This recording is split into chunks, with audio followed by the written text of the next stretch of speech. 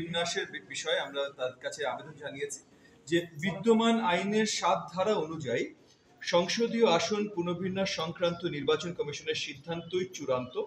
সুতরাং আগামী ৬০ দিনের ভেতরে এ সংক্রান্ত আবেদনগুলো নিষ্পত্তি করে গ্যাজেট প্রকাশ করতে হবে। মানে তারা গ্যাজেট প্রকাশ করে যেন আগামী ৬০ দিনের ভেতরে, মানে 60 ডেজ, 2 মাসের ভেতরে পুরো প্রসেসটা ওনারা কমপ্লিট করতে সক্ষম হন, যার পর আর এটা নিয়ে আর কোনো কমপ্লেন করা যাবে না। একই সাথে নির্বাচন আচরণবিধির বিষয়ে কয়েকটা আবেদন আমরা জানিয়েছি। এর ভিতরে একটা ছিল প্রস্তাবিত পিভিসি ব্যানার ব্যবহার না করা সংক্রান্ত সিদ্ধান্ত প্রত্যাহার করার দাবি। এটা এগেন, এবং নির্বাচনী ব্যয়সীমা 40 লাখ টাকায় উন্নীত করতে হবে। এই দুটোর কারণ আসলে মোর প্র্যাকটিক্যাল কারণ।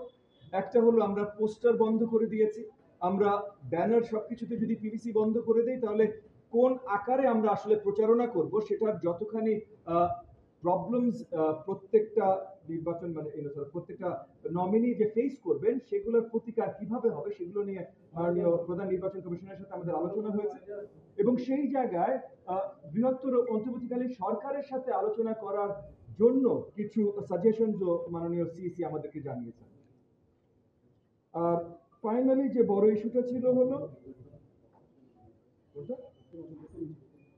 প্রার্থীর অযোগ্যতা। সরকারের নির্বাহী আদেশে কার্যক্রম বা নিবন্ধন স্থগিত থাকা রাজনৈতিক সংগঠনের কেন্দ্রীয়, জেলা, উপজেলা পর্যায়ের কমিটির সদস্য এবং অঙ্গ সংগঠনের কেন্দ্রীয় কমিটির কোন সদস্যকে ত্রয়োদশ জাতীয় সংসদ নির্বাচনের জন্য অযোগ্য ঘোষণা করা, এইটা আমরা মাননীয় প্রধান নির্বাচন কমিশনারের নজরে আনতে চেষ্টা করেছি যে যেহেতু কয়েকটা রাজনৈতিক সংগঠনকে নিষিদ্ধ ঘোষণা করা হয়েছে, তাহলে সেই রাজনৈতিক সংগঠনের কার্যকরী নেতৃত্বে যারা ছিলেন, মানে অফিসিয়াল কার্যকরী নেতৃত্বে যারা ছিলেন, তারা যেন ওই সংগঠনের নাম লুকিয়ে নির্বাচনের পদ্ধতিতে সহজে আসতে না পারেন সেটার একটা ব্যবস্থা করা।